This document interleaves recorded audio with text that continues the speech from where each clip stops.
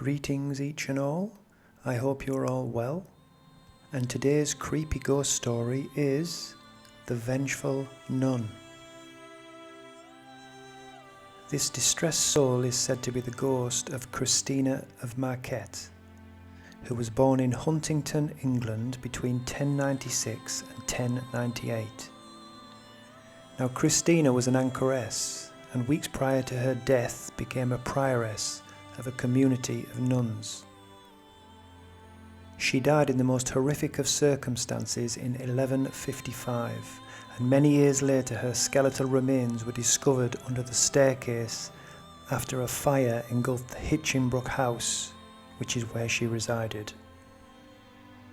The female skeleton showed signs of being pregnant, and are thought to be the remains of the nun and the monk whose love affair ultimately led to them both being executed. The building is now part of Hinchingbrooke School's sixth form college, but the building's history is responsible for one of the county's most talked about true ghost stories. The nun who terrifyingly jumps out at unsuspecting drivers in the dead of night. Originally, Hinchingbrooke House was an 11th century Benedictine convent, and an old transcript reveals that a nun who once lived in Hinchingbrooke House had a secret love affair with a monk. She soon became pregnant and the relationship was discovered, which resulted in the lovers both being executed. And both the house and surrounding areas are said to be haunted by the nun's vengeful spirit. The nearby ancient arched bridge over Alconbury Brook, coincidentally called Nuns Bridge, is said to be haunted by the Vengeful Nun. It is not clear whether the bridge close to Hinchingbrooke House was originally named Nuns Bridge, or because of the Benedictine nunnery nearby, or because of the nun who still haunts the site. It is said that she secretly met with the monk on this very bridge, and it is from this bridge where she is said to step out in front of oncoming cars during the dark winter months, and coincidentally, several fatalities have been recorded at this very site.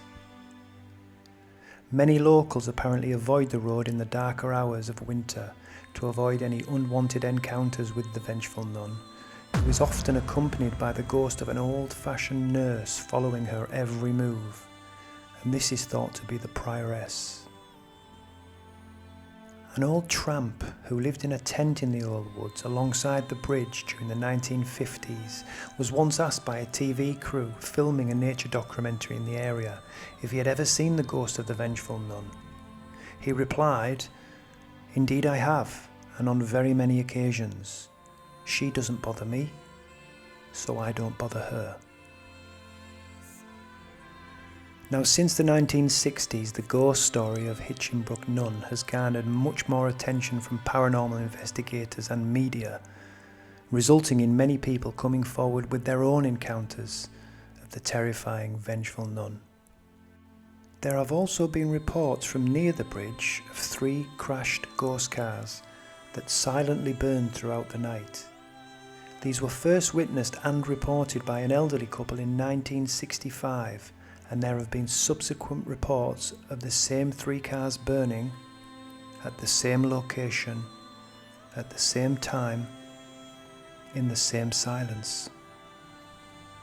Now, given the house's history, it's not unsurprising that there are hidden artifacts and pieces of history that were hidden away within the many hiding places available within such a gargantuan house.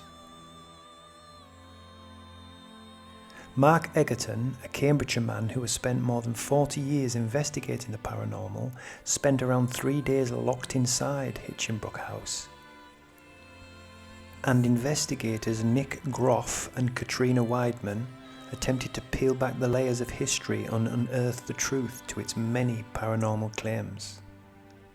And a recent investigation can date the house back to the 1100s, where it was a basic, dilapidated wooden church. An old school pupil by the name of Derek Walthamstow, who was educated at Hinchingbrooke, states, I first became aware of the various reports of school ghost stories during the late 1970s. Apparitions of nuns have frequently been reported here, especially along the library corridor with its old green lighting. Even as a kid, I can remember how much I hated having to go to the library due to the scary corridor, which contained, and still contains, remnants and features from the old priory. There is even an old chapel still, where the nuns would go to pray.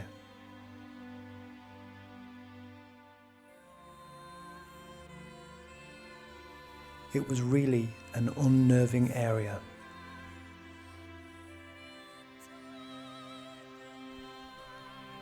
A brief look at the history of Hinchingbrooke House.